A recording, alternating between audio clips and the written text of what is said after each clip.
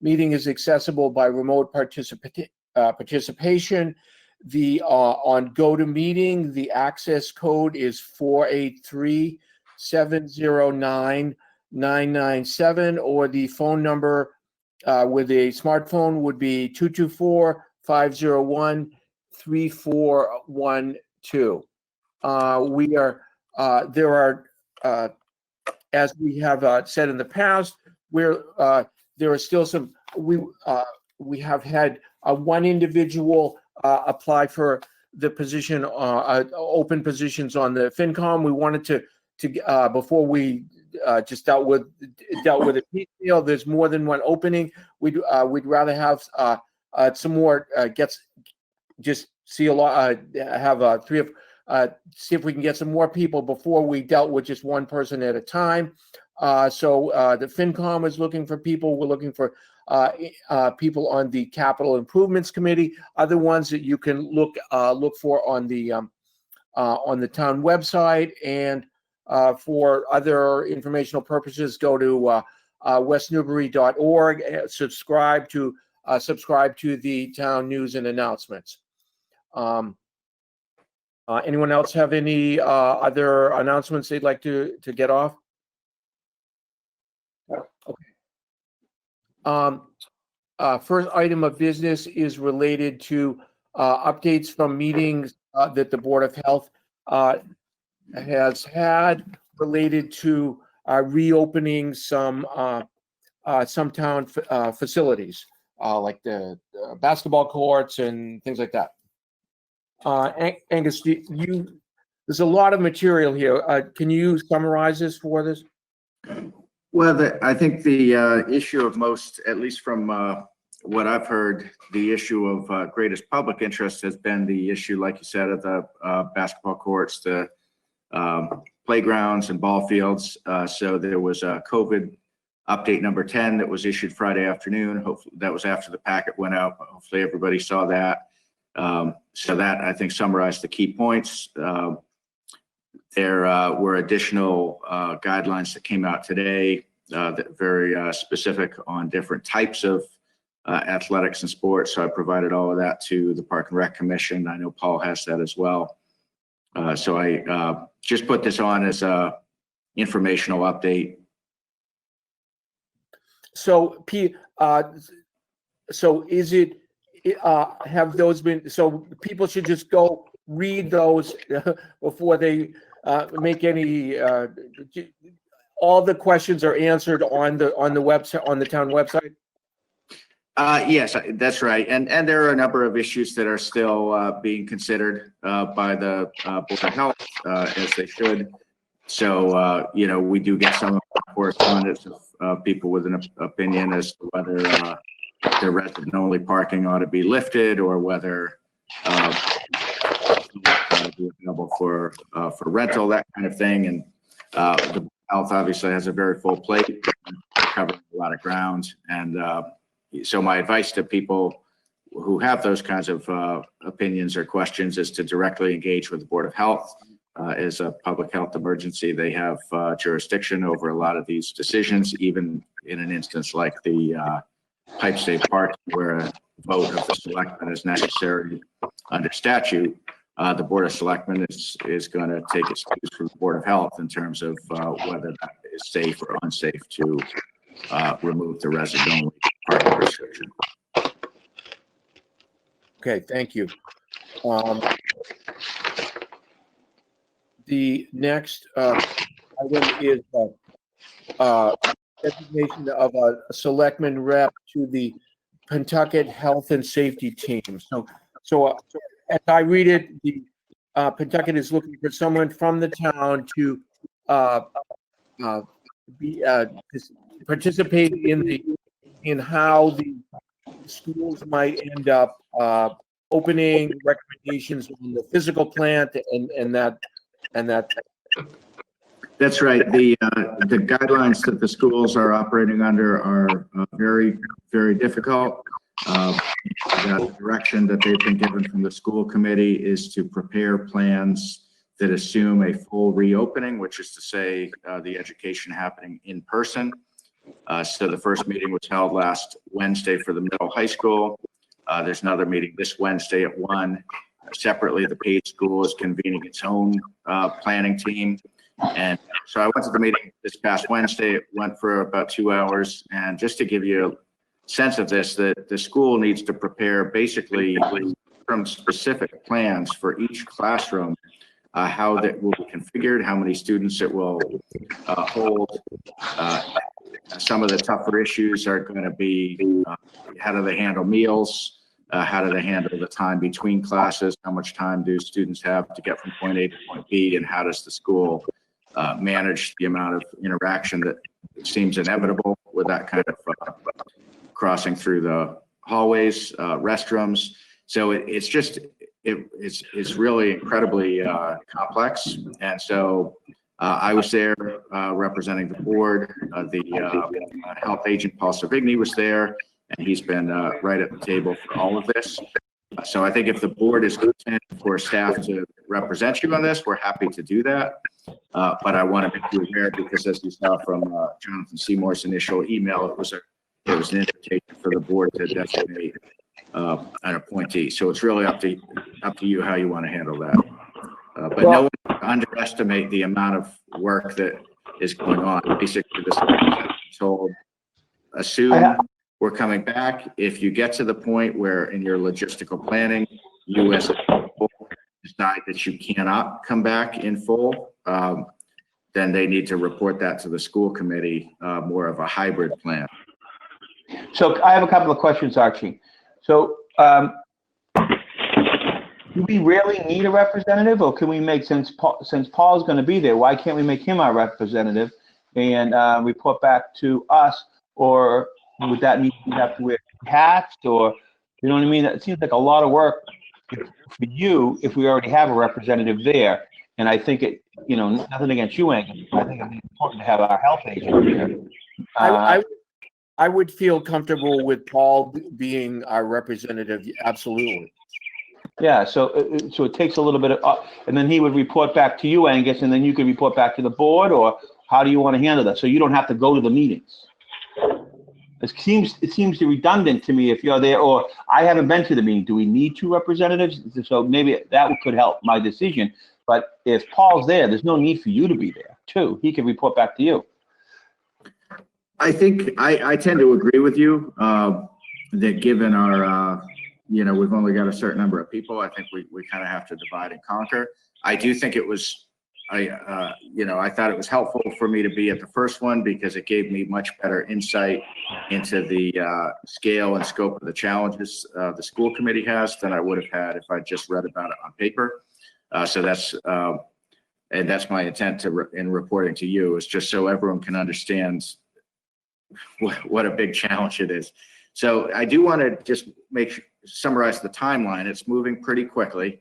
The first meeting was last Wednesday. The second meeting is this Wednesday. The school committee has set a timeline of July 15th, which I believe is just a week from Wednesday, for each of the schools to provide their reopening plans back to the superintendent and the school committee.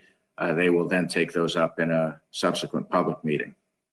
Now, you mentioned that Page School is going to have their separate ones. So do we need a designee to go to Page and to go to the other one, or how's that going to work? I talked to the principal, Dustin Page, last week about that very question. He said Paul was part of the Page School working group. He asked me if I wanted to be part of it. I said, no, I'm very content for Paul to do that. You know, if the board is in agreement, I think I might opt out of this Wednesday's meeting in the interest of getting some other work done during that 2 hours. So I'd make a motion that Paul designee on both, and then ask him to report back to you, Angus. But that gives you the flexibility to go to the meetings or not. You know what I mean? If you feel that, if you look at the agenda and say, you know what, I don't need to be at this one. I feel comfortable. Paul can report back to me, or there might be something that you might want to, you know, sit in on personally. But I would like to give you the flexibility that Paul's our designee on both matters, and then that would be just my opinion, and then he reports back to you, then you report back to us. Sound like a good idea? I think that makes a lot of sense, Glenn. Rick, what's your thought? No, I'm fine with that. I was just saying, I think it strikes me that Paul is probably the most qualified to be there, and certainly Angus should be able to participate if he chooses to, but he's got a few other fish to fry, so. Yeah, so I think we're all in agreement on that, yeah. So, do we need a formal, we don't need a formal motion, we're just. So unless Paul has objections, we're making him the representative. Is Paul on the call? Well, he's gonna be there anyway. It's redundancy. He doesn't have any objections. And that's what you get for not getting on the call. Just like when you leave the room and all of a sudden you're the secretary of the committee when you have to go to the men's room, something like that. I'm here. Hello. Oh, hey, Paul, is that you? Yeah. No, I'm good with that. Okay. Sounds good. Thank you, Okay. Paul. Thank you, Paul, yeah. Thank you. Thank you for having a confidence in me. Well, You've been doing a great job.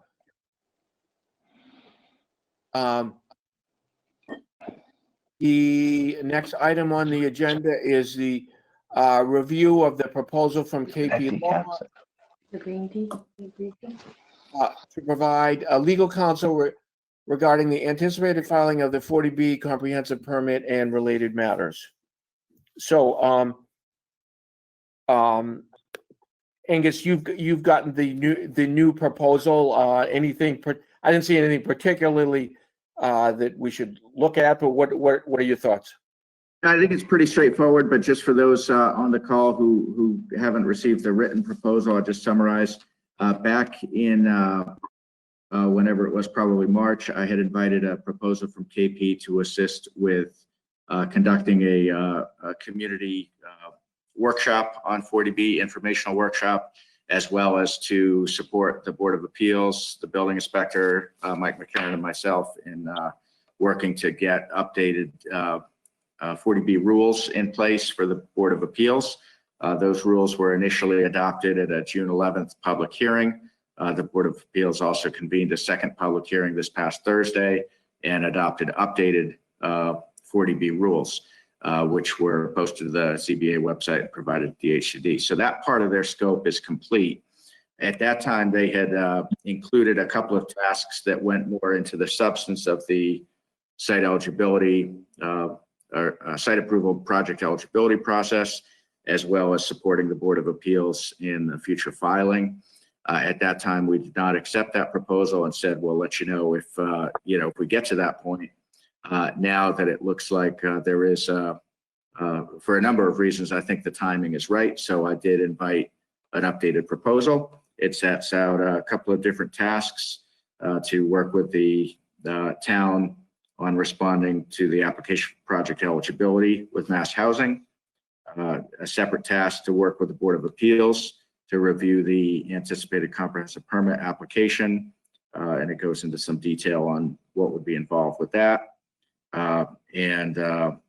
It includes some additional tasks to basically cover whatever may come up. But the important thing to me, especially when you're dealing with outside counsel and obviously hourly billing, every single aspect of the scope is qualified as requested.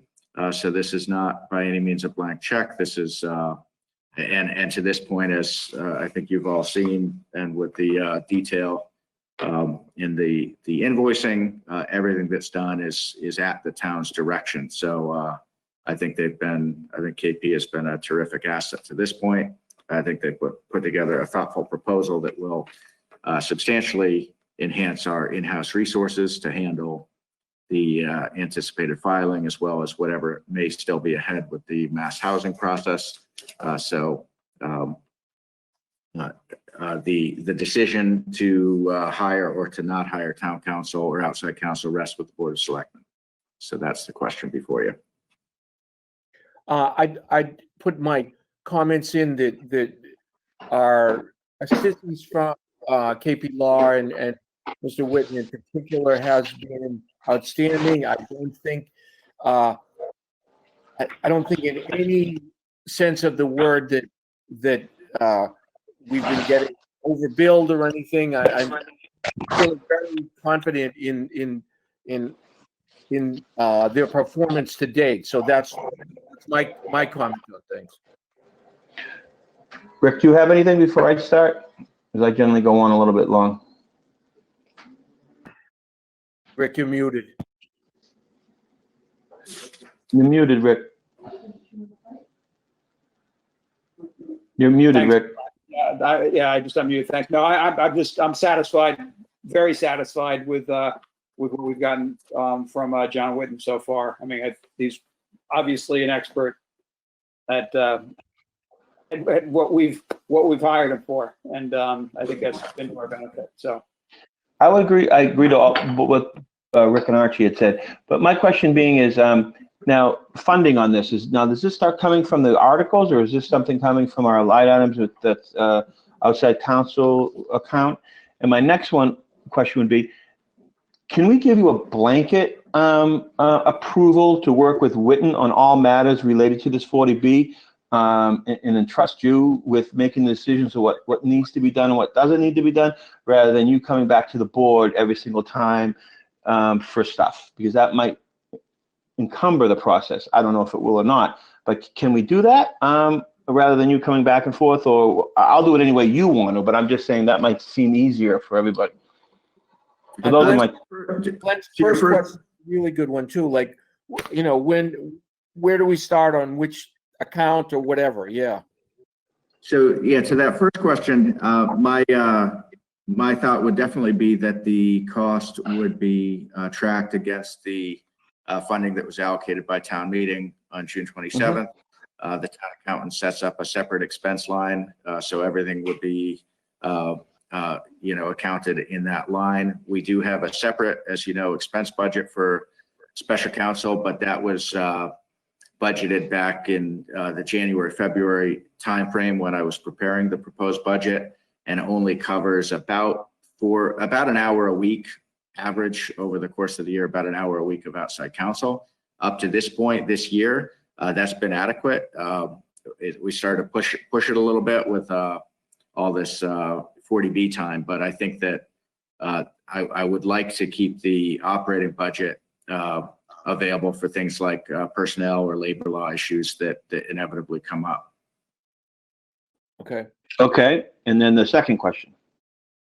Second question, anything to do with legal strategy is going to be the Board of Selectmen's authority. With that said, there's a whole lot of operational stuff, coordination and communications day in, day out.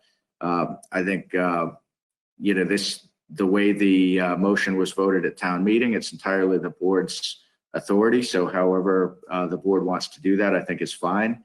I've kept Mike McCarron as our in-house counsel. He's fully engaged with everything we're doing here, and certainly that would continue. So I think as long as the staff, meaning myself and Mike and through us KP Law, are clear on the direction, the policy direction the board sets, then I think we can run with that.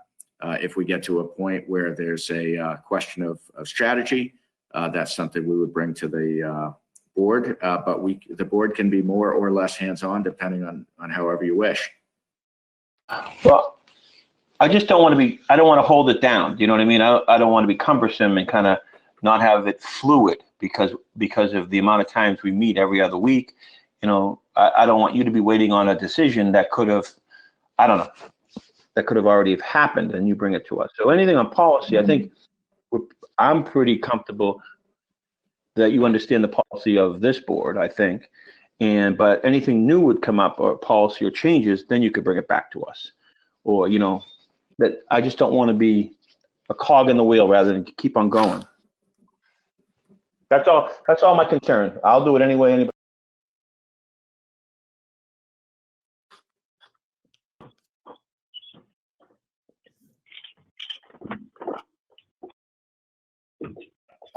So, and what do we need? Do we need to give you some kind of formal vote on this that you want? I would make a motion that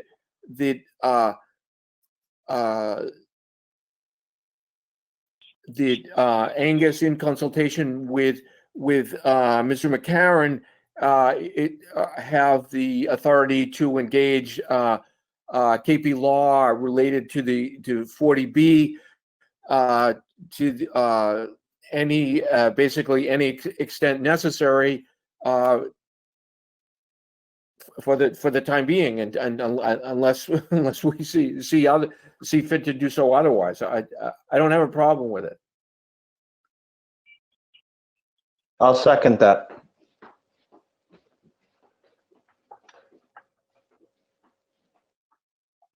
Sounds- Any discussion, Rick? Sounds right to me. No, that sounds right to me. Okay. All in favor? Archibald, aye. Parker, aye. Kemper, aye. Great, thank you.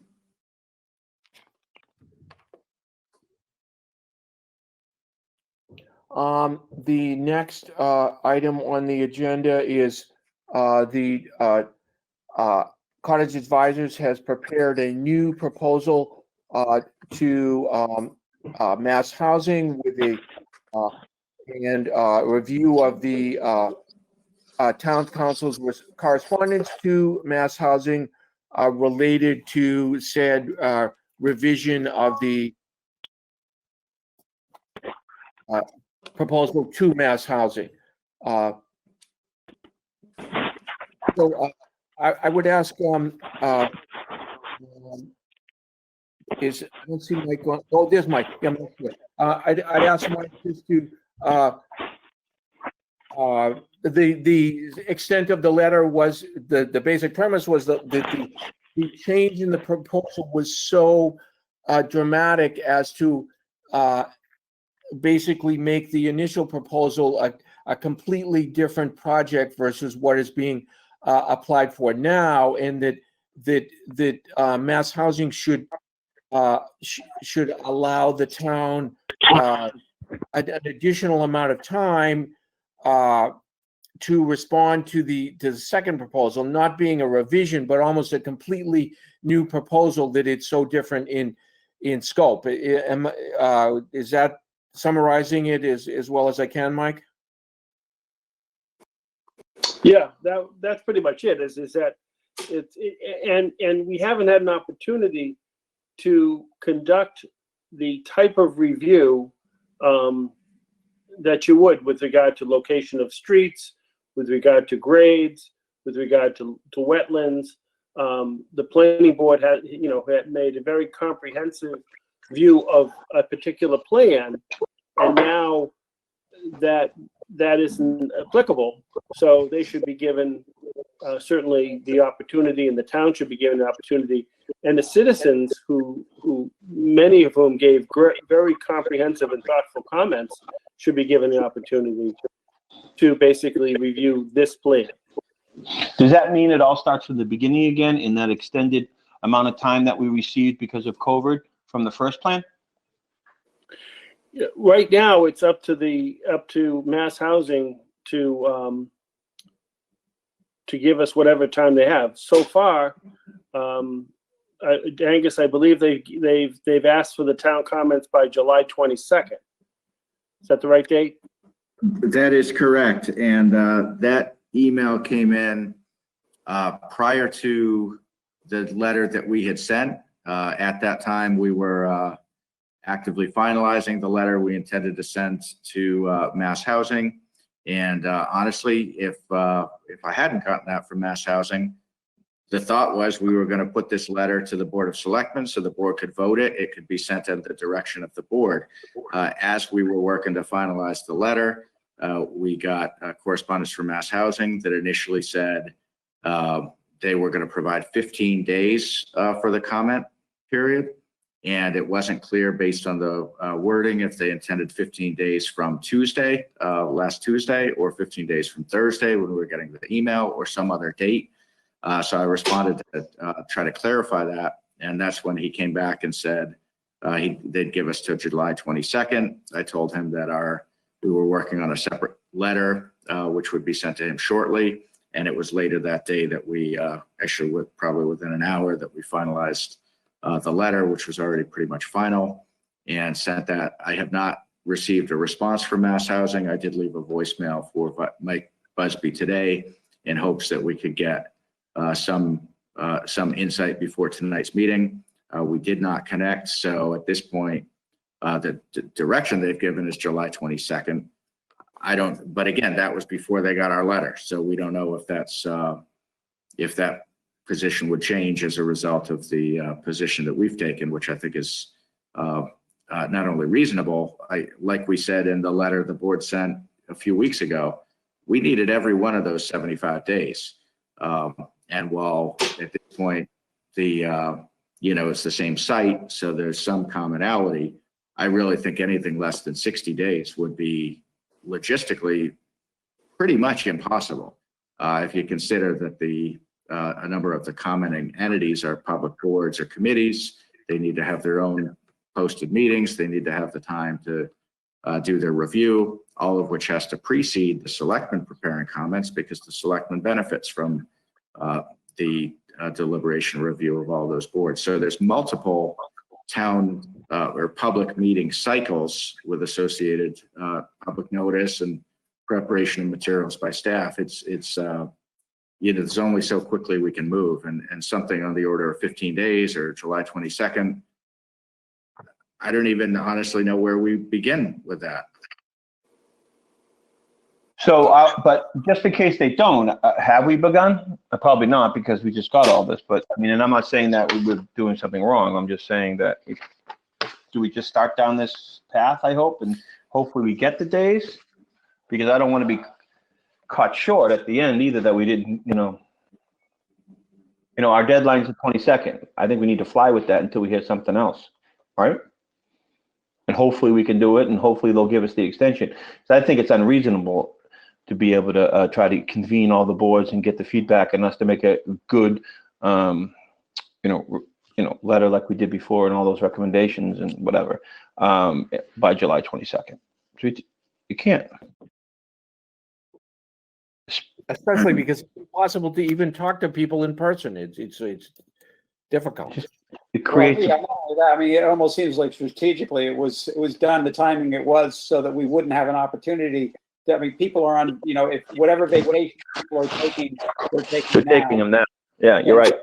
It was, end of the fiscal year is pretty much common knowledge, and around the holiday and at the highest vacation time of the year, the timing. Yeah, I mean, my office normally the end of the fiscal year, beginning of the fiscal year is the single busiest time of the year. You Right. compound that with the fact town meeting was 4 days before the end of the fiscal year. It's perverse, the amount of work we have to do in a short amount of time by statute, not because we make it up. It's because by statute things have to be done. Our town planner just came back from extended leave. Her first day back on the job was 1 week ago today. I know she walked into a substantial backlog. So if I send a notice out tonight, let's say, to all of the original commenters who submitted comments, that's going to set off an enormous amount of panic. Can we scramble? I don't know. I will tell you very plainly, it will hurt the town. It will hurt the town, because right now, I don't know who's going to do the work, because if I do it, there's other stuff that has to get done. There is only so much time in the day. So I don't know. So what do we do? 22nd, I don't So what even, do we do? I don't know what. Do we call them back, Brisby, tomorrow? Because I tried to get a hold of a couple of agencies today, and it seemed like everybody took Monday off as a vacation day to get the 4-day weekend. So do we start tomorrow again and pound the pavement and say, well, listen, we need some type of determination, because we got to bring people back from vacation, we got to bring people back from everything, and it's not going to be a lot of hardships. So we need to, if they have to happen, they have to happen, but we don't want them to happen, because we want to be able to do it the right way without the hardships. I don't know what we pay for consultants, which is absolutely ridiculous. So probably, like for help, but it would take more time getting somebody up to speed of what to do than it would be do it ourselves. So what do you suggest, Angus? Is this more informational? Is this more just informational tonight and no decisions? I don't mean to put you on the spot then, maybe. No, I don't think we have the luxury of having an informational meeting. I think, Angus, that you do have to inform the boards, say the water department or the planning board that this was that the deadline is what it is at the moment. Hopefully it isn't, but we can't not we can't do nothing. And then you have to you have to send out all the new plans to everyone so they have an understanding because it is. Yeah, I mean, that's all posted to the town website, and that goes out to, we posted updates on, the email list and the Facebook. So I think the word's gotten out, the new plans. We have not set a deadline because in order for this board to process any information that you would receive and issue it timely, so your next regularly scheduled meeting would be the 20th. So that would mean for you to receive something and process it, you basically need it a week from today. I know the water superintendent's out this week. But hold on, can I ask that question, Angus? If it's not due until, you said June 22nd or July 22nd? July 22nd, and your next meeting's the 20th. So if you're gonna vote updated comments 2 weeks. Oh my God, I'm thinking it's June. No, this is July. Oh my God, no, there's no way we can do this. That's what I'm saying. Okay, so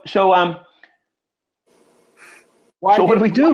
What if they don't change it though? What if they don't change it? Give us less time than even the 30 days. Yes. Did we state enough that this is a totally different plan, like a new plan? Why don't we wait to the end of the day tomorrow before we start any deadlines to anybody, but make people aware and try to pound the sand on this guy from the state to get us a call. Maybe Lenny, you're on the call. I can see you. Maybe he can make a phone call and just ask for somebody to get back to us. We've also, I know we do have the applicant on the meeting. Chip Hall is on the meeting. I think it would make a big difference if he would voluntarily consent to a longer period of time. I'm sure that would go a long way.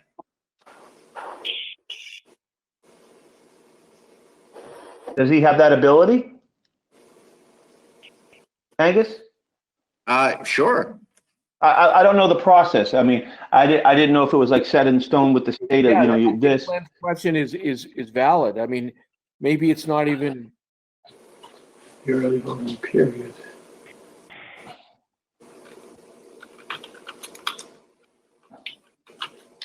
Did Chip want to, is he on there, Angus? Did he want to respond to that or no? He is on. I'm not sure if he wants to respond. Okay, no problem. What do you think about that? Is it possible to voluntarily get a little more time, or?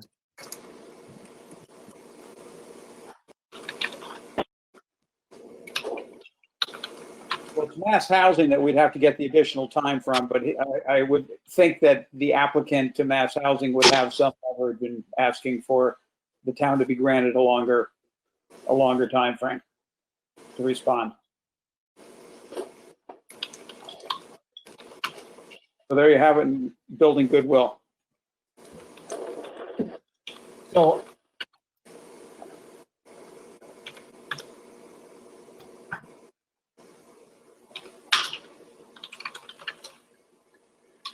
I don't know where we leave it, but I don't. If it is what it is, then even a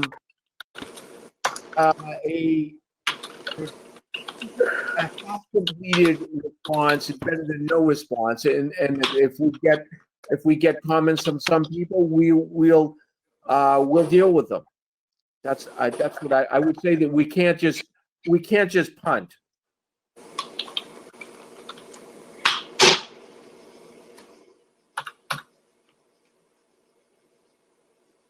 Stopping me on the Zoom call. So, okay, I guess, we have to wait till we can hear from Mass Housing a little more.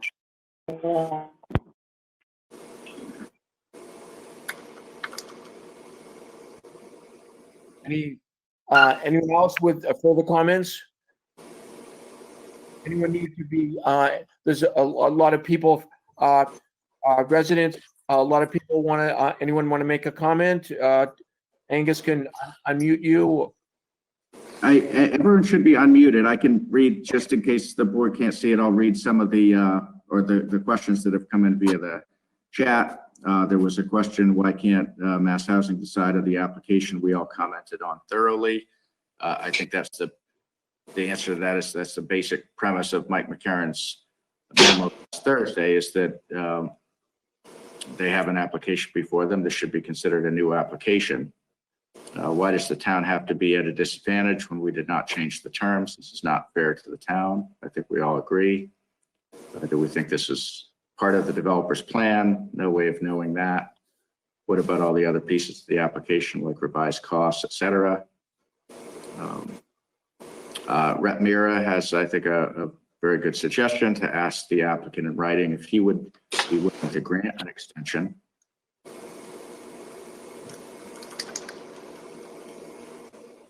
Yeah, they asked the applicant.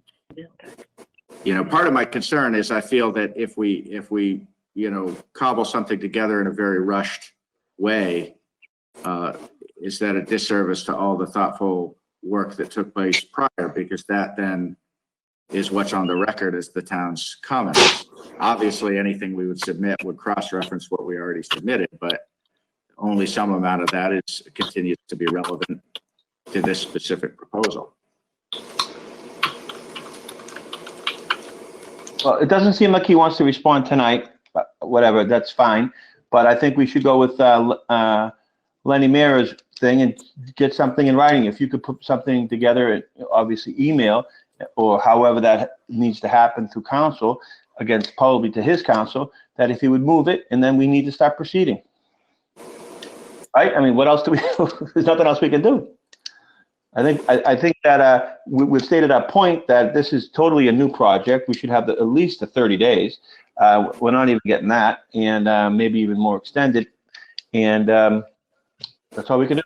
And go with Lenny's recommendation of formally asking him. And I probably don't blame him not answering that tonight because, we're on a Zoom call. I don't blame Mr. Hall for not doing that tonight. But it might be better if we do it in writing. Yes, right? It would be nice if you could just say, hey, yeah, I'll give you the 30 days and I'll make that recommendation, but extra 30 days, but we'll see.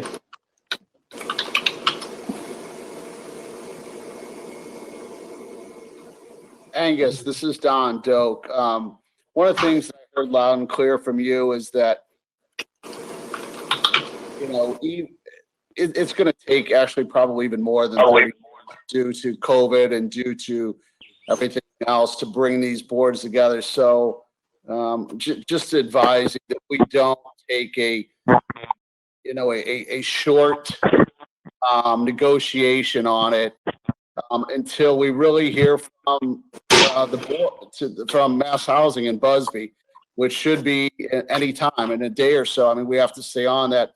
I can share with you that the coalition members who have provided hundreds of comments are all in the process of reviewing plans and making comments. So we are moving full steam ahead, but certainly the board's comments, the committee's comments are imperative because of the knowledge that you all bring. But I can share from a coalition perspective, there's no hesitancy about redoing the comments, even based on this complete change in the plan.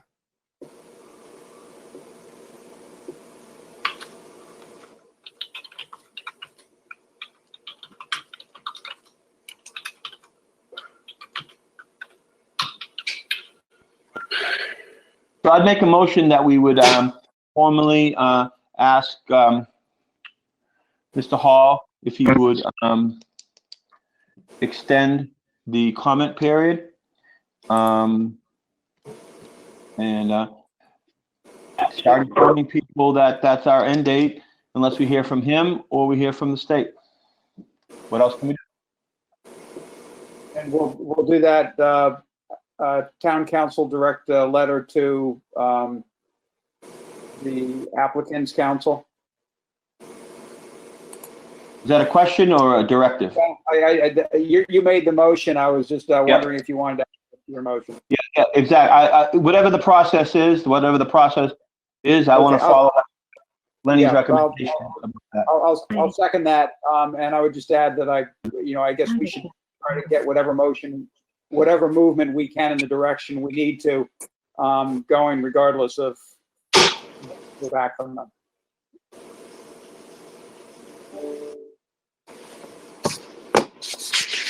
Okay, all in favor? Aye. Kemper, aye.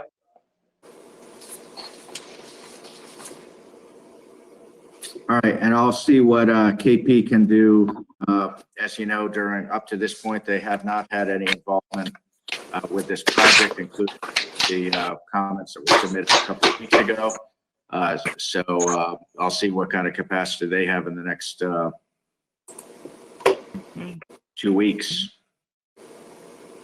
to Angus, maybe you can engage them to communicate. Maybe they have better channels to get through mass housing in terms of getting a little more time also.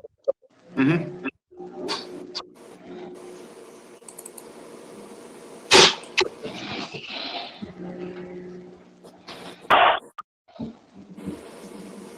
Okay, seeing no further, Angus, I can't see all the people at the bottom. Is any other people wanting to call? We did have a comment come in from Jen Solis saying, not sure why the fact that the meeting is Zoom matters. It is legally considered an open meeting. For Mr. Hull in person at meeting, I would assume he would have to respond in some way. My response would be, there's no one's compelled to speak. But I don't disagree. It's a public meeting and he's certainly invited to speak, but that's his prerogative not to.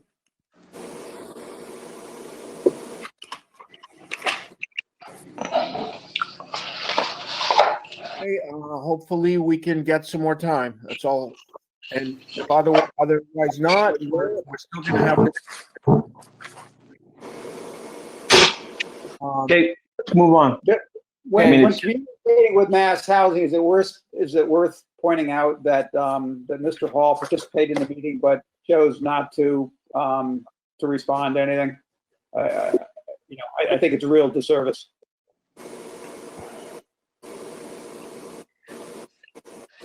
I don't know if that helps.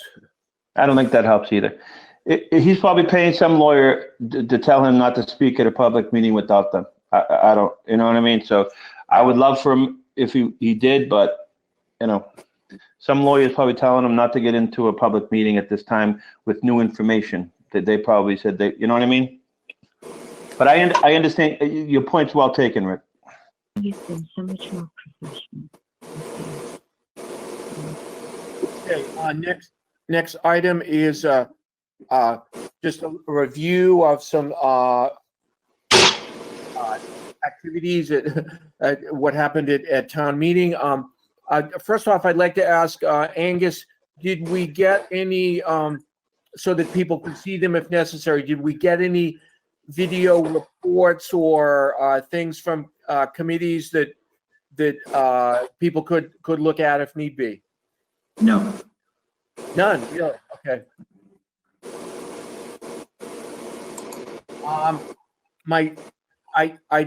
I'd like to just briefly summarize. These numbers are not. Literally, were done on the back of an envelope, and so not totally accurate, but I think they're close. I just thought it would be interesting so that we could know where we stand. It's always nice to know where we stand with accounts after we vote things. So at the moment, and Angus can correct me if you think I'm way off. The free cash, we've got about $1.25 million in free cash after the items that were voted at town meeting. In the capital stabilization account, we have approximately, because we actually put in more than we took out, we now have approximately $1,974,000. So that's good. That's in the capital stabilization account. In the school stabilization account, we actually put in more than we took out. There is approximately $1,675,000 in the school stabilization account. That is the account that we're going to use to limit, soften the blow of the tax increases from the high school building project. Interestingly, the free cash is, as it is now, is about 7.6% of the operating budget. That does not include that we will probably add to that after the closeout of, after free cash for 2020 is certified. And so we're now at 7.6% of the operating budget. The Division of Local Services likes at least 5. We've got 7.6, and we're probably going to be adding to that after 2020 is fully closed out. So I just thought I'd just throw the numbers out. So things aren't super bad. Things are okay. I had a couple of comments. I'd like to say thank you to everybody. The town meeting worked really well. It was, we were under very difficult circumstances. Everybody really came together to put the meeting together very well. And a couple of comments that and this is sort of, I'd like this to be thought of down the line now with restrictions related to the COVID-19. It's hard to have larger meetings, but I'd like people in the boards and committees to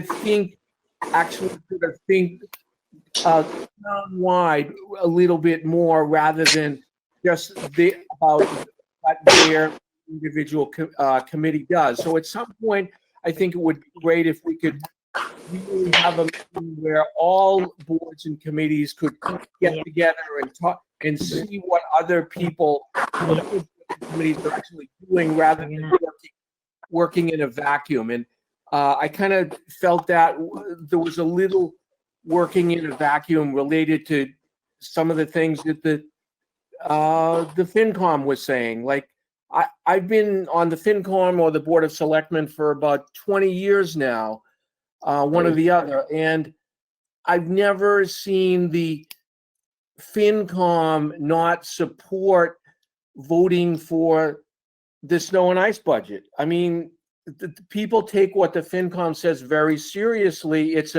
they're years ago when I was first came to town and went to town meeting, I listened to the what the FinCom had to say about an item and took it very seriously. That was like the Sermon on the Mount, and the fact that the FinCom did not support funding the snow and ice deficit seemed weird to me. Are we going to stiff the contractors that did work for the town? I just thought that was not looking out for the best interests of town. So I won't go into any more of that, but I think that we have to think about what we're doing rather than in our own little area of expertise. We have to think about what's good for the whole town. And I don't think, and the other item is not voting for debt service that was voted by the town, not voting to support paying debt service for the town. That doesn't seem like that's in the best interest of the town. So I won't go any further, but there's, I think I these know the issues FinCom committee have to be discussed. somehow didn't Committees have recommend to work for what's the paying of the the best snow. interest of the town removal. rather than what they think personally is good or what is good for their committee, which may not be good for the town as a whole. So that's all I'll Hey, say. Archie, I just want to say something. I want to remind everybody that if you're not on mute, we can hear you when you're talking. So there were some people talking during Archie's thing, just so we can hear your side comments. And I don't know if they're embarrassing or not, but we can hear. If you don't have your microphone on mute, we can hear you. You can always take it off mute when you want to talk. Having said all that maybe because of the restrictions of us not being able to meet together as well, it's much harder to do things this way. Maybe a consensus is a little bit harder to come to in these situations. So I'll give everybody a pass this time, but we have to think what are we doing? Why are we doing it? And what's best for the town rather than what I think is, that's what everybody's thought should be. Okay, enough of my aggrandizing. How are we reviewing town meeting? How are we going to handle this? So are we going to go through it all like that? I know there's a nice letter. Are we going to go over that? And then there's another letter from a citizen that I think kind of touches on Archie's. Are we getting into that tonight? Is that for another night, or what are we doing? No, I just basically wanted to throw the numbers out. That's what I was concerned about, but I don't think we have time to get into. But it says discussion of town meeting results. So that's all. So you put that on, and what you just said which is fine with me. I just want to know what we're getting into about that agenda item. I wanted to give the numbers of. That's what I really wanted to do. How much free cash is left? That kind of thing. That's what I wanted. Oh, okay. Okay. Is there anything else that anybody else wants to say about it then? Yeah. I do think that once my office has the time to run the analysis, I think it would be very important to get onto a future agenda, a discussion of the estimated tax impact of the decision to reduce the recommended transfer from school stabilization. Because at the time that the FinCom booklet was prepared, and I worked very closely on the, getting the language just right in that letter at the beginning of that booklet, it was based on certain assumptions of things being adopted or not adopted in terms of the tax rate impact. And since the actual votes in some cases differed pretty significantly from what was anticipated, I think it would be good at a future agenda to make people aware of how that's likely to affect the FY21 tax rate. Oh, it's going to affect their tax rate. They voted for it. Yeah, I would agree with that. And could it be on a future agenda after July 15th? So then after all the transfers. We can't, honestly, Glenn. I mean, I'll try to get it done by August 15th. It's not. No. I said after. After. No, I understand. I'm just saying. Even if you said do it July 15th, we couldn't anyway. We do not have the bandwidth. But, okay. I'm sorry. I just didn't know what your I'm sorry. I didn't know what your timeline was, but that's fine with me. I would actually like it before fall town meeting because we might want, I think after the people hear that number, they might want to readdress it at fall town meeting. I don't know if they do. No, or not. People voted for a big tax increase, 272 to 18. Just saying. I think Archie's one of those parents that, as soon as you made that decision, you're sticking with it no matter what. Alf Landon didn't lose by that much. Okay, when do you think, and I'm not pressuring you, but it would have to be July 15th. When will we know the closeouts and stuff like that? Because I know we still have until July 15th that we can make some line items on transfers. And I would agree with you with your note that we do have to have another meeting. I'm willing to have one. You schedule it with Archie. I have no problem with that. But will we have it, by August? Oh, sure. Yeah, the closeouts that's part of exactly what we should be focused on at this time of year. So, and I see Stephanie's on the call, Stephanie Frontera. I don't know if she wants to comment or not, but she ran, a lot of detailed reports last week. You have in your packet the summary of how we ended the year in terms of expenses and revenues. As I review those reports, I had a number of questions. So until I have a chance to go through with her line by line, I don't want to put something to this board before the town accountant and the town manager are kind of in sync. So that takes, it's really those feedback loops that take time. And, she's incredibly stretched. I'm incredibly stretched. So finding that time that she and I can go through that together. So it's not that and including the tax rate impact. I mean, I ran a model last week, but I would not put that out there until that's kind of been internally vetted by my finance staff to make sure that I don't put a number out. So I guess my question is. So yeah, we've got a good sense of, and later on the agenda, we have, the summary memo that talks about how we ended the year in terms of expenses. We're about 3.5% short on FY20, which translates to about over $500,000 that it looks like we're underspent. Obviously, that doesn't take into account anything that could be processed as we speak with the final one or two warrants of the fiscal year, nor encumbrances that may be approved. But I think, then on the revenue side, we're short on collections with tax and excise. But until the final revenues are posted, I don't want to read too much into those numbers. I want to, but yeah, Angus, July 15th. Could I just ask about the revenue numbers? I don't have it right in front of me, but I think it was like, it said real estate was at 83% or something historically. Right, yeah. Is that where we're usually at, or is that way low? It's way low. So, okay. But there's two factors. As you know, the due date was June 30th.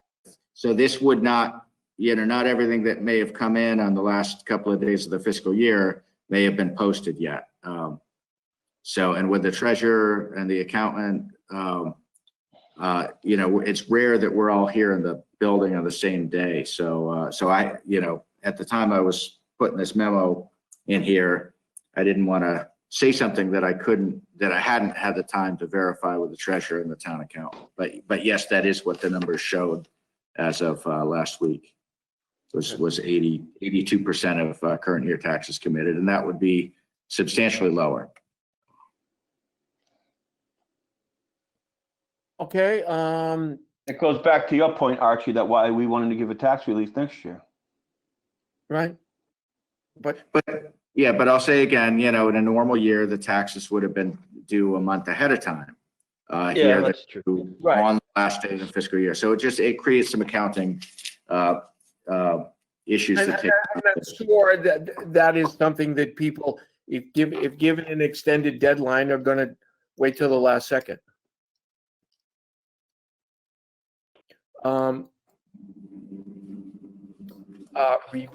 Next item is a review of the FY21 wage schedule. Before we move on, we've got two things that have come in from Jen Solis on chat. And she's asking if the public can know what letter from a citizen was submitted, referring to Selectman Kemper's comment. And she asked later, actually, she's asked now three questions. The last being, there's no correspondence listed on the agenda. I'm not sure I understand that question because the board has 59 pages of material in front of you tonight. So we don't itemize every correspondence of the agenda. Well,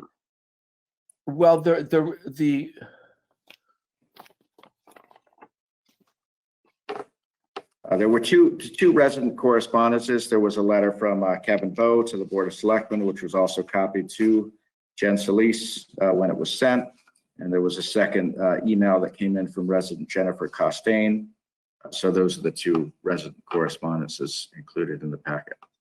so they're available. They're in the agenda packet. Mm-hmm. So it, Could I I don't- ask a question? Could I ask a question?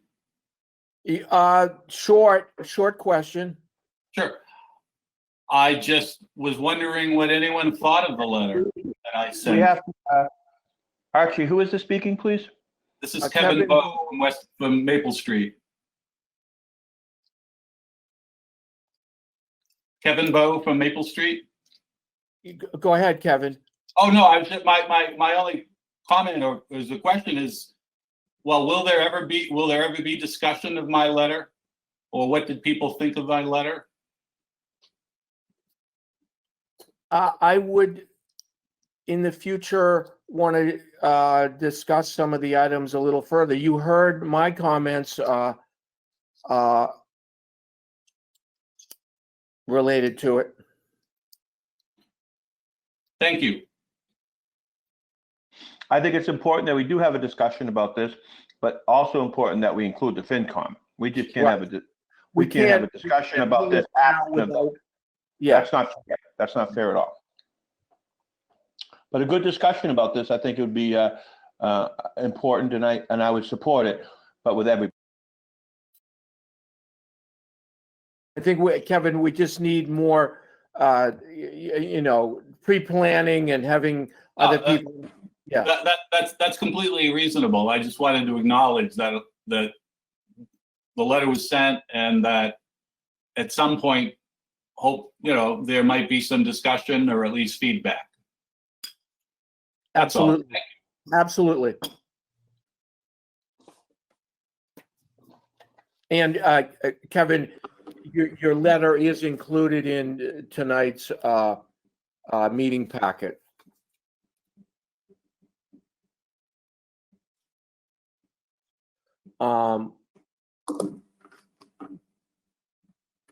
So on to item F, review and approval of the FY21 wage schedule. That is not ready for action yet. Okay.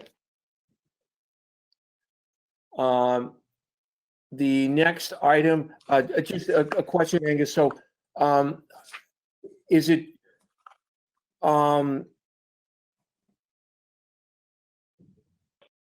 just so that the employees understand that when the new wage scale is voted, the pay will reflect the retroactive increase back to July 1st, I would assume, correct? Yes. Any FY21 increase is going to be retroactive to July 1.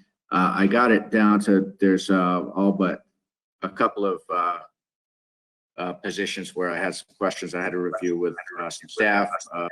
Both of them happened to be out today, so I wasn't able to get it over the finish line. Angus, I have no problem with that. Thank you, because before you, we used to have to vote this 3 or 4 times, or maybe even 5 or 6 before you, because it was, One year, I think it was 6 times. Yeah, and so it's another. I appreciate that you're not going to send something over for us to vote until it's complete. Thank you so much for that. And I mean, Sure. I'm being serious. I'm not. I know. When I started at the beginning of FY19, I think we were still on I think you went through 2 or 3 iterations after July, and that was with an April town meeting. So with a June 27th town meeting, it just squeezes things a bit.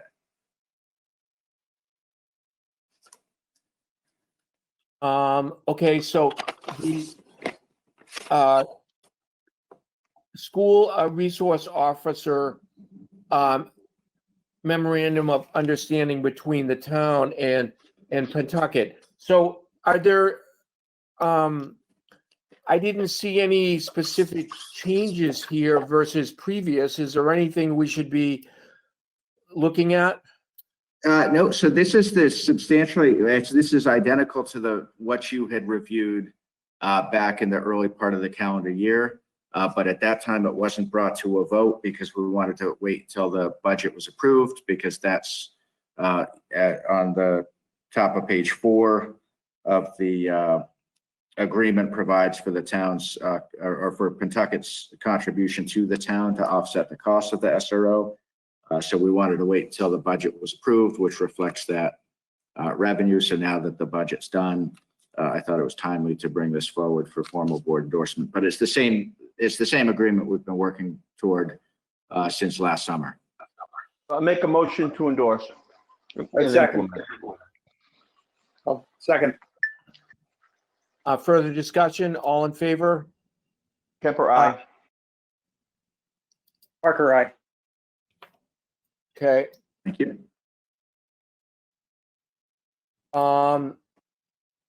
I would also, this is a similar situation, minimal changes to the agreement between town and the city report related to the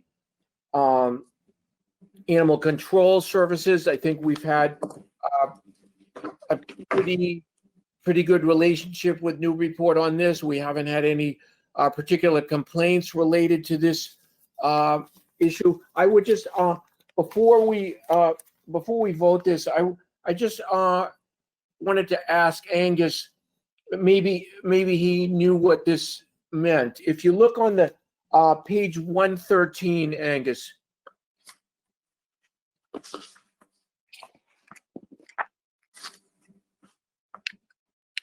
on the chart. Mm-hmm.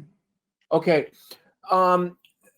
It says replacement vehicle, and there's an asterisk, and then we have FY20 and 21 and 22. We have a number there that we weren't paying in 17, 18, and 19. What is that $3,000?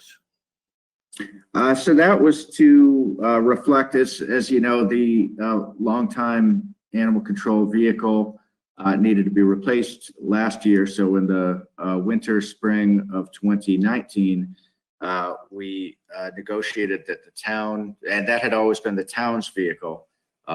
And so the town, as part of the deal, had always kind of provided the vehicle. So what we did last spring was revise, update the latest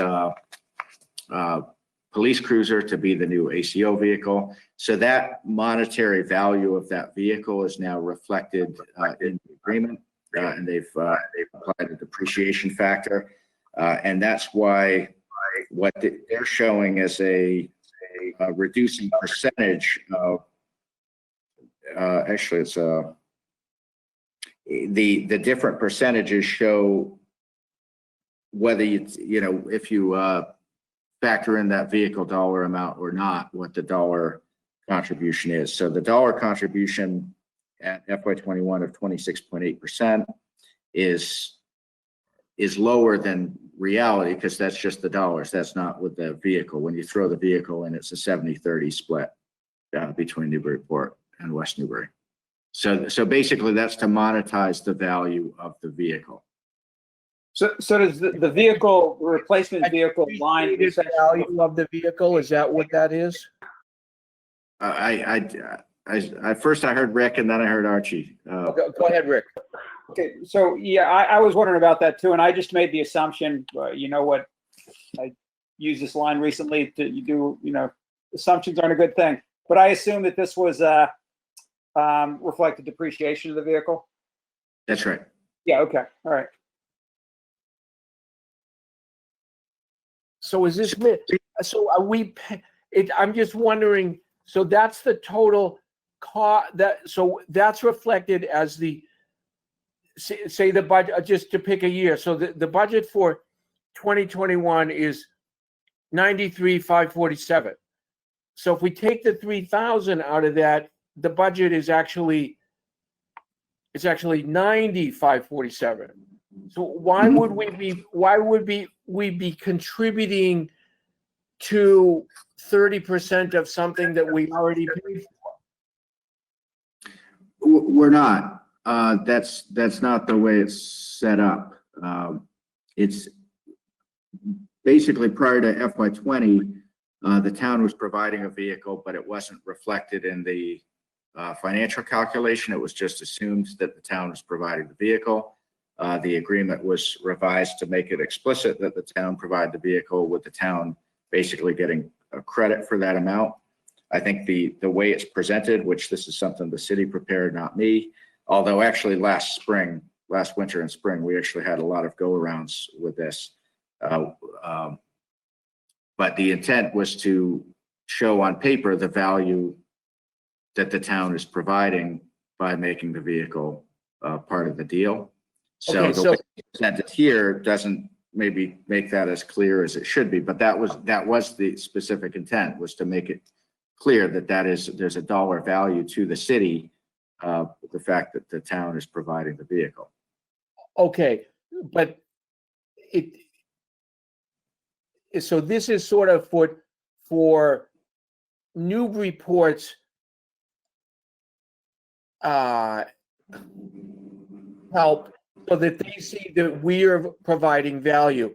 It's sort of the, I just don't want it to be that we're not losing out because of this chart. I'm just not interpreting it right. Am I correct? You are correct. Yeah, and I mean, yeah, we spent a lot of time on this it's been several months since we all looked at it. I think it was probably last on the board's agenda back in January, February era. So obviously a lot's happened since then. Okay. So Right. other than that, I looked at the cost increases over the forthcoming years. They didn't seem unreasonable. So do we want to vote a 1 year or 3 year agreement here? What do we want to do? My recommendation would be that, the agreement, I think you could approve, but I was very specific in my correspondence with the city that the financial terms that are being asked to agree are the 1 year. You cannot, pre-commit FY22 and FY23. So I think if you did vote the agreement, it would be that any financial terms past FY21 would be subject to appropriation.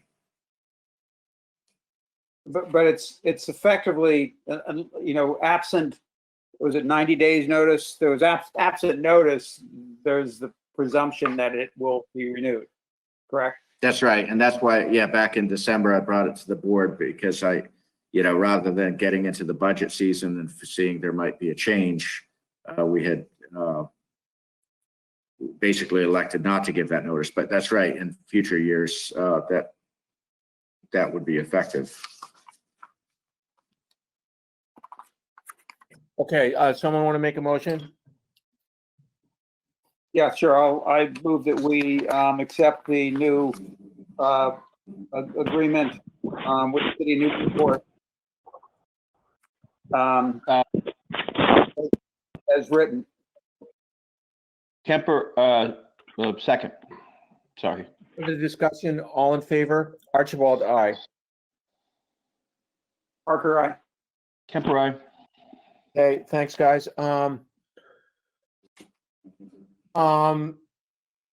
Reappointment of emergency management officers and personnel for FY21. Does anyone have any questions about that? No. Okay, motion.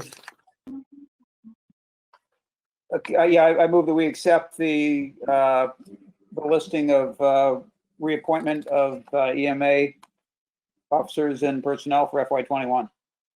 Second. Kemper. Further discussion, all in favor? Archibald, aye. Parker, aye. Kemper, aye. Next item is a request for rent waivers for July 2020 for the town's tenants of the Children's Castle and the Learning Tree. Angus, did you get any further information beyond what's in the packet related to this at all, or no? No, we had the request from Debbie Rogers on June 30th. which was in the packet. We also had the request come in from Kelly Webster with the Learning Tree on July 1st. And that was mistakenly left out of the packet, so that was forwarded to you on Friday morning. So both entities have formally requested a rent waiver for July.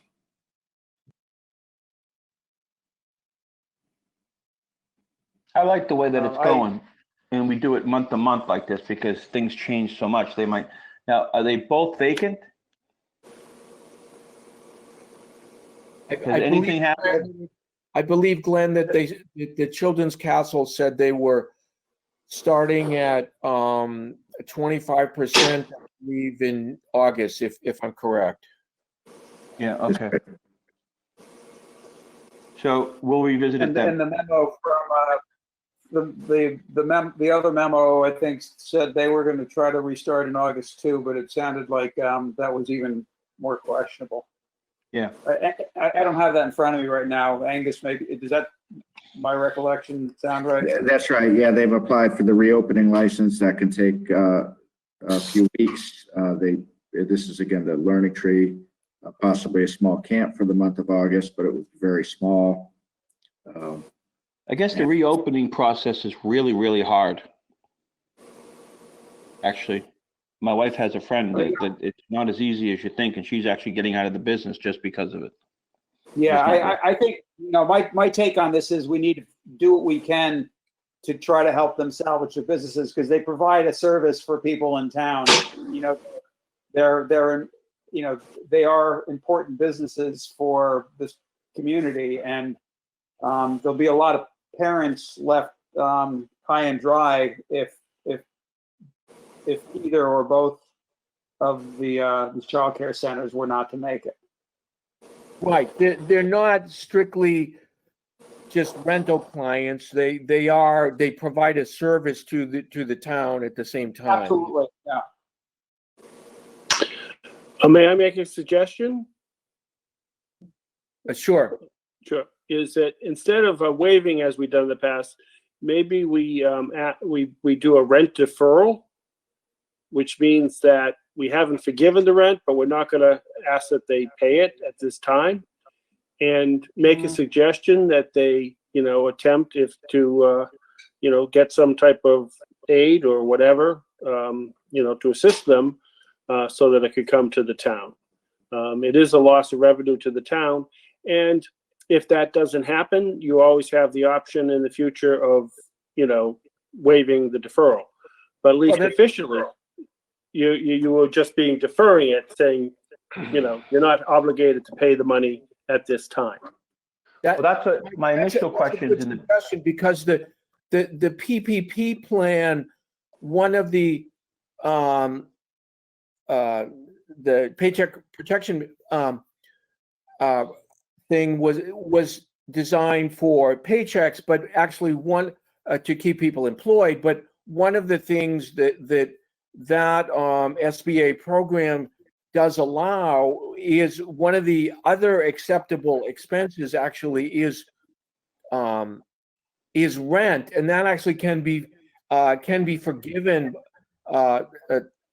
That's one of the, besides payroll, rent is one of the items that can actually be forgiven on that. So maybe they should dig a little deeper into the nuts and bolts of that of the SBA program, and it's been it's not being ended immediately now. I believe that the time limit has been extended out again so that additional businesses can apply if need be. Okay, and it keeps us in the driver's seat a little bit. I like that idea, but it doesn't mean that we won't forgive in the future, because the Children's Castle one is a pretty good amount of revenue. It's like $100,000. It's over $100,000 a year, isn't it? Yeah, it was. Yeah.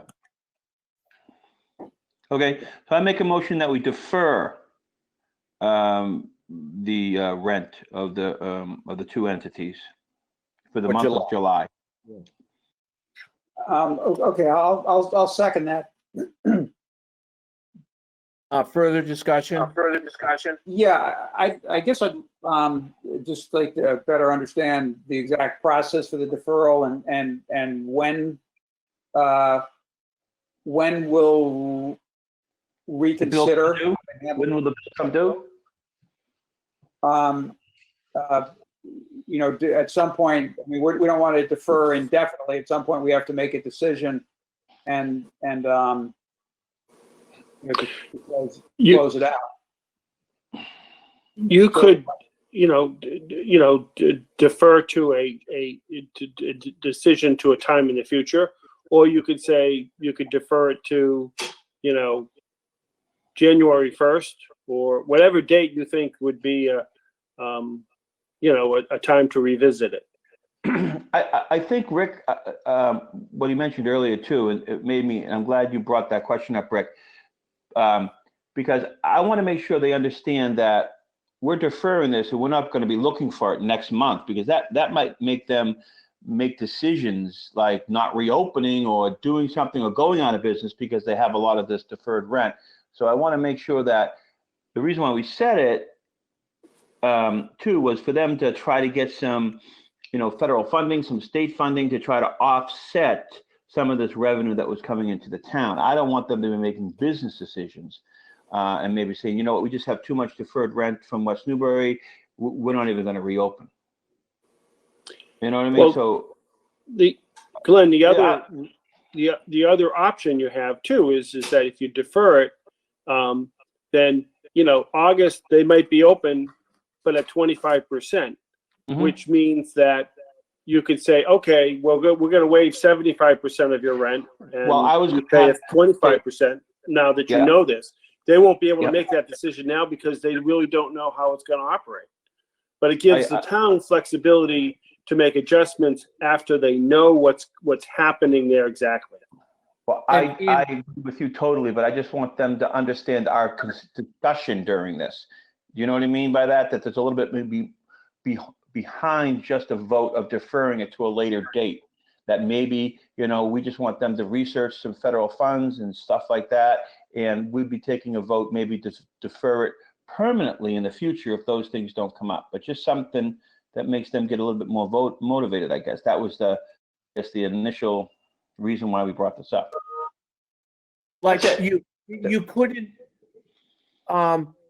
apply for, if your rent had been, say we're talking about June, you couldn't apply for using the cost of your rent for June for one of the SBA stimulus programs, because it's been waived, so you can't put that down as an expense that you incurred that could be covered by the federal government. So it's actually what Mike is suggesting is way better for the town, because if we at the moment completely just say your rent is forgiven, then the business then can apply for funds to pay for it, because they say, well, you didn't have any rent.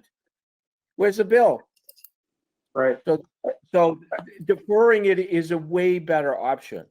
Yeah, I think you're right about that. I guess it would, I don't know if there's a way we can encourage them to keep the town in the loop as to what they're doing to take advantage of, the PPP program or any other program that might come up. But I don't. Might even be special ones for childcare facilities. Yeah. So that's a great point, Rick. So Mike, of course we could just say, hey, part of this deferment is that you keep us in the loop, right? Can we say that? Sure. That's a good idea. Yeah. If you provided that you keep us abreast of developments for funding sources, we will defer rent until we defer a decision on the July rent until November 1st, 2020. Well, any date you pick. Mm-hmm. And the idea is that, by that time you could either extend it, you could defer it out future. Maybe they're getting some income, you waive some of it. But the idea is that right now they don't owe the money. but it's still an obligation. We haven't given up the right to demand it so that they can perhaps get grants and approvals. But yeah, I mean, I think Rick's suggestion that we put a date on it is a good one, because then it forces us to revisit the issue, and it also gives them, and then you can also put to them is like, okay, we've given you the deferral, we've asked you to pursue other grants. You have them in a month before the due date and say, hey, what's happened? Give us an update. Okay. What about, I actually The think end- November 1st is a good day, because it's 4 months, it's 4 months from now. what about the end, by the end of September, so we put it on an October meeting? Okay, I just threw that out there. I could care less what it is, but just gives everybody some time to through the summer. Well, Glenn, I think you want to have the meeting with them prior to the end of the deferment period. So if you've picked November 1st, the idea is you talk to them at the 1st of November. October.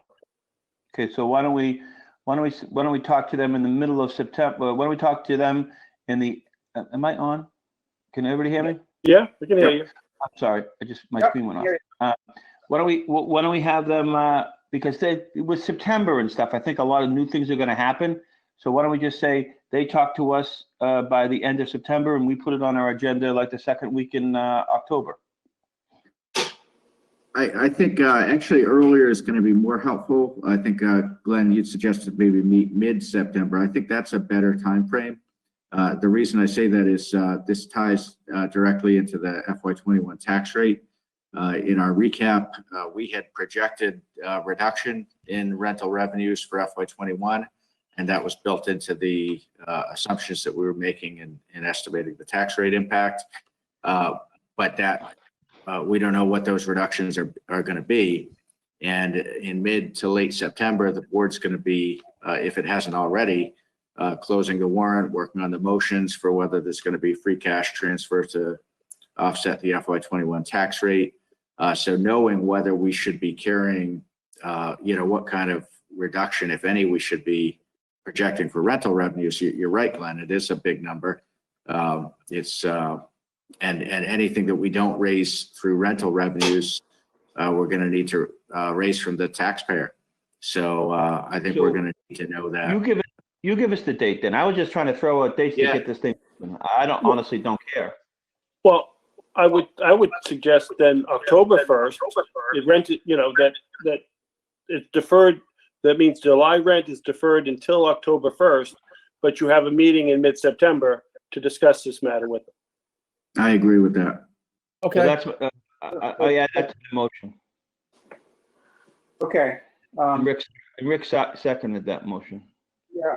Okay. So that I'll accept that as a change. Thank you.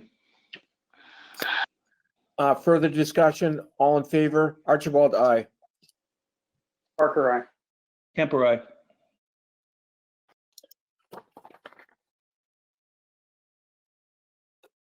Review of schedule for upcoming meetings. Thursday, Friday, Saturday, Sunday, Monday, Tuesday, Wednesday. When I suggested this for the agenda, there's two things I hope to get done. One is I'd like to set a date for a meeting. I'd like to see next Monday, if that date works, just for a special meeting to deal with any line item transfer requests, as well as to approve the FY21 wage schedule. But also I wanted to, I'd had a question come in a week or so ago about the board's summer meeting schedule. I said, to my knowledge, it's always just been every other Monday. I've never been aware of a reduced schedule. I do want to say that I've been saying this for a long time. We are way behind in the finance department.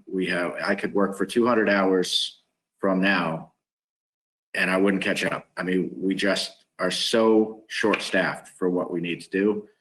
So when we do have these meetings every other week, and in fact, it's more like 40 to 45 meetings a year, my office is in a constant treadmill to prepare for and to follow up on every one of these meetings. So while they're very productive and we meet for good reasons, it does leave the finance department without the dedicated attention week in, week out. So I think if we could see fit to stagger the schedule at some point over the next 2 months, to skip even a single meeting and to go to a third week, we need So the why don't time. next Monday, and then next Monday, Angus, you don't have to twist our arms. yeah, so why don't we, the only reason why we met every other week is because we had to approve the wage schedule. So now we don't do that. We used to meet, when I was first selectman, we used to meet every week. And then it was a big deal that we met every other week. So why don't we meet July 15th and then whatever the second Monday in August is? And if for any strange reason we need an emergency meeting, we'll just call one. Yeah, if we have to do something about the 40B, we'll probably, Exactly. which we probably will. Well, so that's the thing. I think we're locked, we've just said the 13th, that'll be a special limited meeting. The 20th is the next regular scheduled meeting. And we are going to, assuming the date doesn't change on the 40B, we are going to need the board to meet that night. I think if we can, I can work with the chair on potentially for the second half of July and the month of August, if we can have a, find a time that we can have a little more gap. We're still working to close out the FY19 audit, and now we're trying to. What about, why don't we do this? Why don't we have this meeting on Monday? We have to have that anyways, a limited meeting. And then whatever the next meeting is going to be is whatever the correspondent with the 40B, that could change. Do you know what I mean by that? Whatever the deadline with the 40B thing is, have it there, and then don't have anything in August and have the first meeting in September. I love your sentiment. I doubt it will hold up to reality, but. Why Angus, not? no, but Well, just if there's things that need the board's action under statute of policy. if someone calls you this week, you can't add them to the special meeting on Monday. Well, so for instance, Archie, the other day, No. Archie had suggested Something's already added, I think. put this pipe stave, parking thing back on. I mean, that's an example of something that the board either deals with or it doesn't. But if it's going to deal with it, it's going to need to happen relatively soon. I'm not saying that 15-minute conversation. get into it, but it's either got to be dealt with or it's got to be not. So there's a list of issues. Angus, I think that's an important issue, right? But there is too much to get finished before we start that. The pipe stave parking issue should have a discussion after the summer and start having a good discussion, maybe late fall for the next town meeting, not. Well, no, but the question is the more specific question. The day when there's the sports thing and the horse thing at the same day. I thought you meant the whole configuration of the parking. Yeah, and that's part of why last Tuesday's kickoff meeting of the new Park and Rec Commission went 3.5 hours. So the selectmen either, play a role in trying to bring that to resolution or you don't. Back in March, I think we'd had a good game plan. We'd sent out correspondence to all the interested parties. I think that was the right move at that time. Then, of course, COVID came in and everything changed. Are we thinking that? Bogged down in that. The point is there are issues. There's union contracts that are open. There's things that. So I don't know what the answer is. We're just buried. I don't know. Well, let's stop having meetings. Stop having meetings, and that's all we can do. Or have shorter meetings, and don't put all this other stuff on there. But the parking situation, is it even going to be open? I mean, the Board of Health's going to let people up there at that particular time? Because I guess wasn't the parking issue that they had a big flag football tournament the same day, and then riding and driving has it one. It was like one day that it became really hectic up there, and safety and all That's that. right. That's the bone of contention, Glenn. Yeah. Oh, okay. Riding and driving doesn't want the other thing happening at the same day anymore. Well, I would. That's fine, but not fine, whatever. But is Board of Health even going to let that happen? That's my question. Do we even have to have this conversation because of the restrictions of COVID? That's my bigger question, I guess.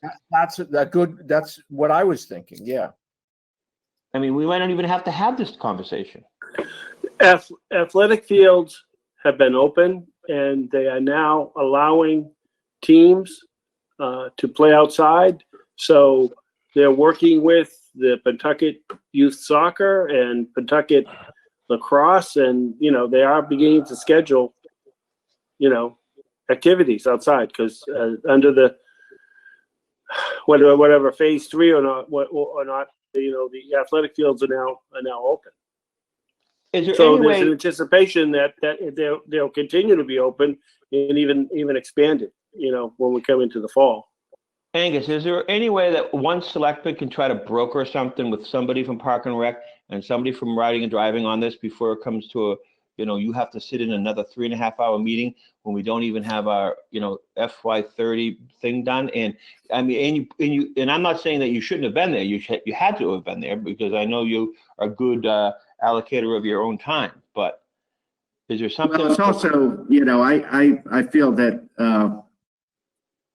you know, sometimes being there is a way to first of all, have a really good understanding of what's going on. And that way, when it eventually gets to my desk anyway, you know, I've got the background, or that things don't go off in one direction without being grounded in factual information. I can tell you from the, you know, that meeting, your first step would be to broker a united position among the Park and Rec Commission. So if you can get them in agreement, maybe you can build from there, but. I got you. Okay, let me try. So were there 5 different positions on the Parks and Rec Commission? There's only 3 of them, so. Okay. Yeah, so there was 7. And so yes, the answer is yes. One position per person, okay. 1.3, so.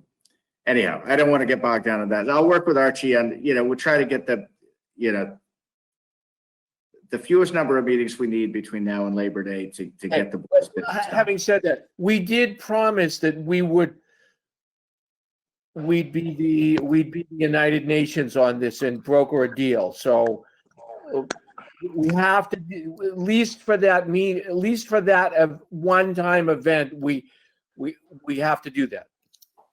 I'm sorry, Archie, can you just repeat that real quick, because I missed it, or are we just trying to be funny? I'm sorry. I was being facetious, but Okay, never mind. um, Okay, I just missed it because I was just standing up. we have to broker a deal on that. We promised that we would, and we have to. Let me try. Yeah? Yeah, I finally, I lost a little weight, so my flak jacket works. I mean, my flak jacket fits again, so I think I can go out of the house. Yep. Let me work on that. Okay. All right, what's up next? We have some meeting minutes. I'll head you off at the pass and say, yes, they're long. They're overly long. Oh my God. Yeah, I know.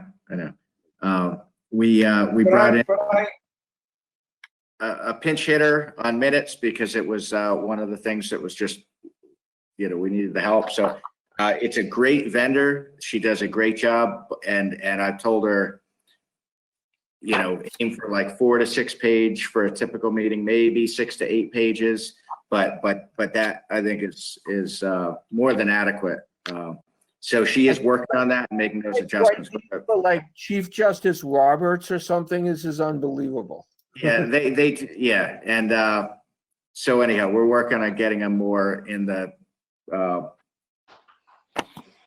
kind of length that we're used to. Less is more. Right. So yeah, they're kind of verbose. To approve the minutes of June 8th and June 15th. I'll second. All in favor? Aye. Aye, Kemper,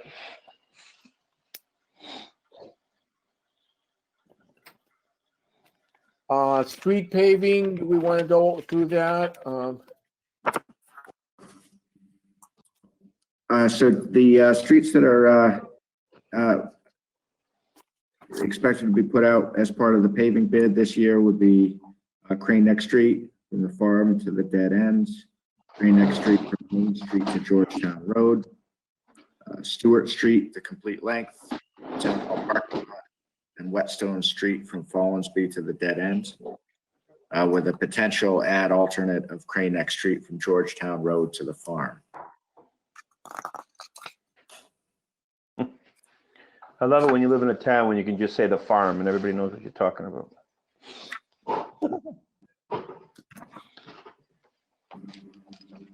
Okay, I mean, is this just more informational? Because I'm not gonna just, Yeah, it's informational.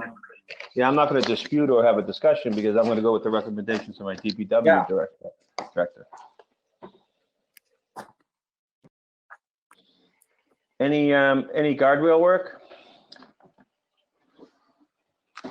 I'll talk to Wayne about that. That actually is a good question, Glenn. I'm kind of glad you brought it up because I've actually had a couple of people ask me about the guardrail on Tewksbury. Yep, Lane. actually, Wayne and I had spoke about that a year ago, and he promised me he'd get that done. Yeah, And we probably talked to the same people. yeah, could be. And it was out, I used to walk that way, and so it's been like that, and it's only deteriorated even more. So I would say that definitely should be a priority.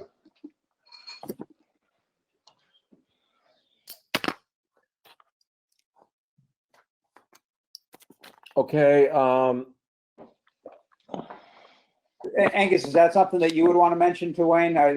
We talk about it all the time. It's on his list. I know he's also Okay. got, and so I don't want to speak for him for exactly where he is. I know it's on his list, but whether he's, prioritized which project or projects and what he anticipates for timeline, I don't know. Okay, all right, yeah, no pressure, just, I didn't want myself or Glenn to be, running around talking to, having that conversation. I will say there's a similar bottleneck there that you hear me talk about. So just unfortunately at the end of FY20, some of the money that was approved at the fall town meeting for the high hazard trees is going to unfortunately be lost because that was sunset at the end of June. And just because of the time it takes to go through the purchasing and procurement and all of that, we were only able to expend about just over $10,000 of that $50,000 for the high hazard trees. So unfortunately with the sunset date, that's going to need to go back to town meeting. So it's not a lack of priority, it's too many priorities. It's just many priorities with too few staff. And also bear in mind that DPW director worked with zero administrative support for several months due to turnover in that position. Okay. Thank you.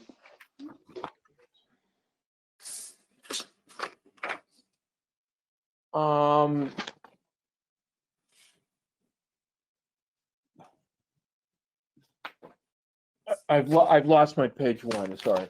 Page 154 is the report, the brief report on the financial year ends. Okay, We already kind of touched on we that. already talked about that, yeah. I do see Stephanie's on the line. I don't know if she had something further or if she's just listening. Stephanie, I thought you were supposed to be on vacation today. I'm on vacation, but I'm attending the meeting. I don't have anything else to add for the FY20. Okay. Thank you. Thank you.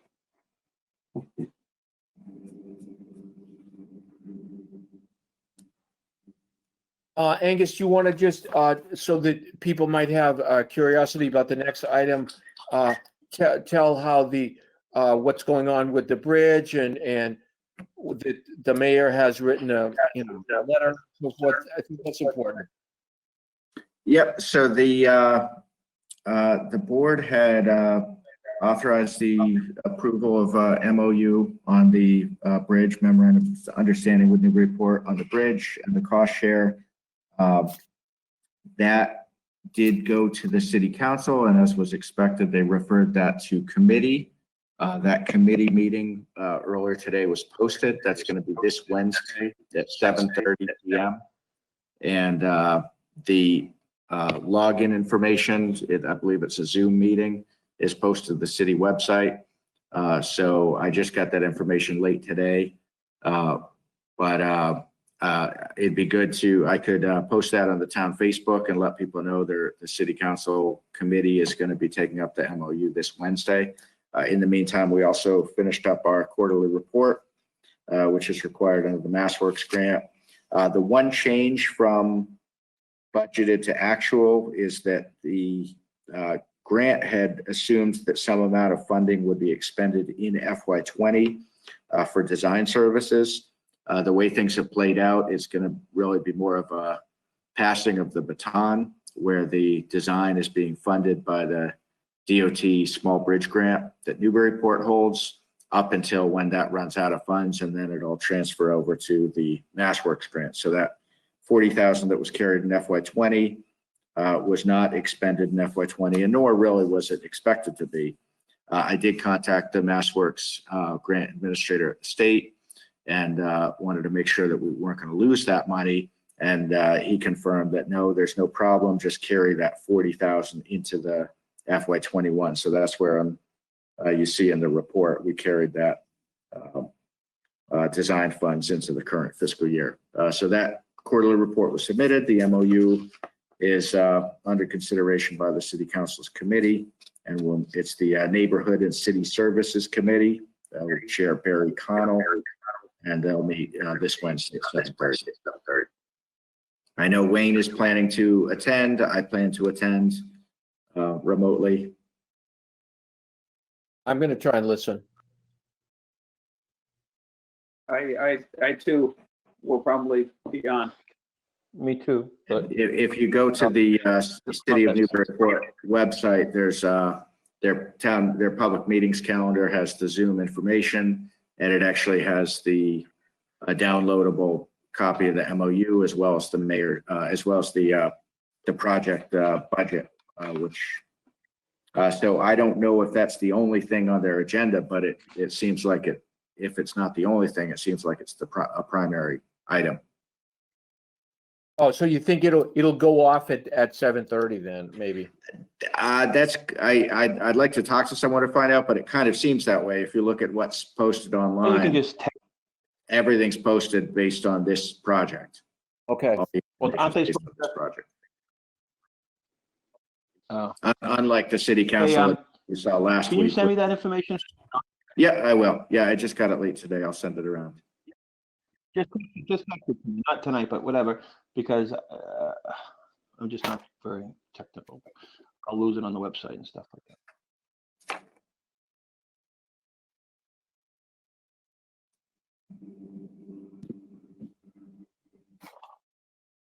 Angus, the next thing you have down is related to the playground. What is there something new about that, or? We got the geotech report from the engineer last week.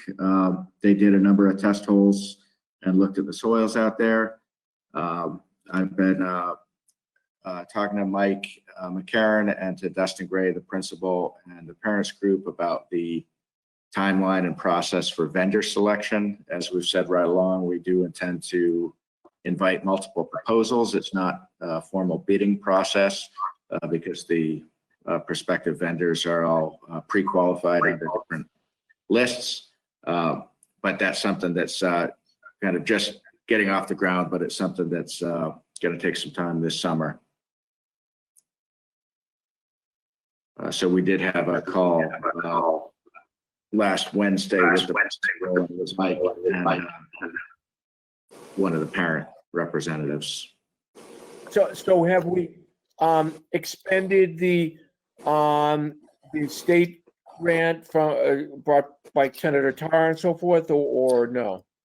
I'm glad you mentioned that, because that's another thing we've been working on is the year-end financial closeout of that grant. I was in touch with the state office about 2 weeks ago, and unlike the earmark that we got for the bicentennial a couple of years ago, which took some paperwork and actually some amount of work to close out, this one is less formal. They do not require any kind of formal report on the expenditure of funds. Most of the funds were spent, somewhat less than the 20,000. So we will end up refunding some amount of money. I think it's going to be a fairly small amount. But again, Wayne was out last week, so his office is primarily tracking the expenses against budget. So anything less than 20,000 would be refunded back to the state. And I can tell you what we put the funds toward was the stone dust path to access the swing sets, a couple of new swing sets that are ADA compliant, some new tables and benches, and the engineering, the survey, the geotech report. Okay.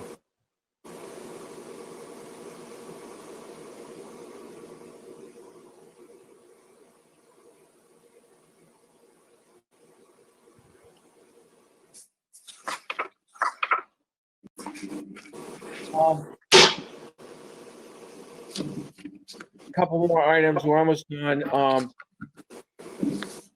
Mike, do you have an update on what's happening with the car post contract?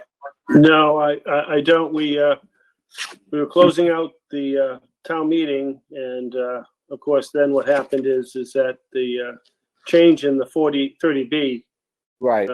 well, it's a 40B came on top of us, and of course, Angus had too much to do at the close, so he drafted me to draft a letter for the town for that, and so be working on that as long as nothing stumbles in my way. It seems like every day, you start working what you think you were going to work on, never turns out to be that way.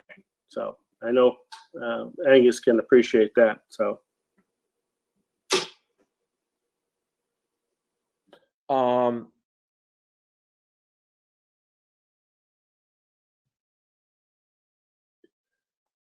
Angus, do you want to talk about the last item? Well, I think Sort of have gone through that, but yeah. yeah, I think we touched on that. I would say, I would like to schedule something with the auditor in the next 4 to 6 weeks to review the FY19 closeout, to formally close the book on that. And but in the meantime, we're working to close out FY20. There was obviously a lot of staff turnover last year, and with between the software conversion and the staff turnover that took place in the accounting office and then the finance office, basically FY19 closeout was not what you would consider smooth. The town accountant left the week before the auditor arrived, and left on very short notice and left a lot of things undone. So we're hoping to obviously FY20 closed out a lot cleaner than that. But we're dealing with some housekeeping issues that go back 5, 6 years, a decade or more. So these are not things that can be done as a part-time job, yet we're all basically part-time in the finance office because we're all wearing multiple hats. So that's the challenge, is every day there's more to do than could possibly be done. Can I ask you just one specific question? How do you, now you've had a year, how does everyone like the new software? Okay, you good with it? I think that it would be, I think if we had known that the town accountant was going to be leaving service in September, we would not have put in place a new accounting software, because that is really the key position to design that, build it out, fully implement it. So with a period of extended vacancy between the departure and a new person coming in, an interim town accountant in between, there were a lot of things that were not properly carried forward from SoftWrite, the old software, to Vadar in terms of ending balances. And so there's been a significant amount of uncertainty in the accounting numbers going back to the beginning of July, which is now more than a year ago. So I think the software itself is, I find it easy to navigate for the type of reporting I need to do, but I'm using it at a, just doing reports, not doing the input. I think there's definitely some features that are substantially better than SoftWrite. There's no question about that. But our town accountant is coming from a larger community with Munis, which is kind of the Cadillac of accounting software. So what we have isn't Munis. It's way better than SoftWrite. So we're still, I think it's fair to say we're still finding our feet. There's a lot of work to do.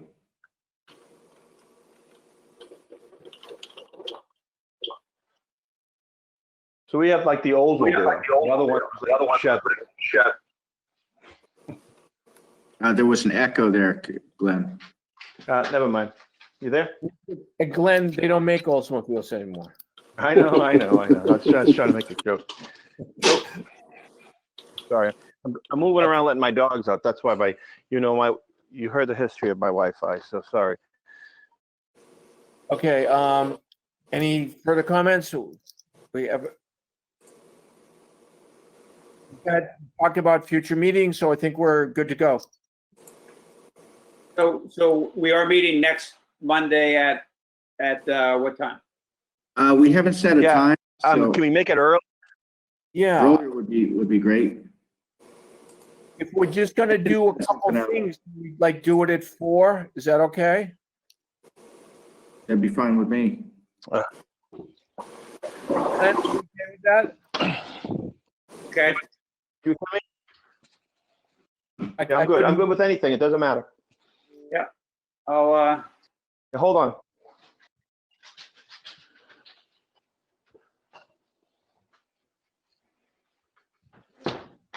You there?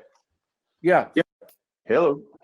Yeah, I'm good with any time. If you want to meet early, it's good. That's great. I say early just to get everybody done. Yeah. But that's up to Angus. It doesn't matter to me. Yeah, that works great. Let's So do this- 4. So as things currently stand, we only have a couple of things on the agenda, so this should be. Yeah, and there's a good chance, Finance Committee is looking to schedule a meeting as well, because they're going to need to deal with the line item transfers. So if they end up settling on Monday, they could be meeting later that evening. It would be a plus to not conflict with that, because I've got to be at both. Okay. So what time? Let's say tentative 4, and let's confirm that in the next day or so. Okay. All right. Great. Make a motion to adjourn? Second. All in favor? Aye. Thank you all. Good meeting. Thank you.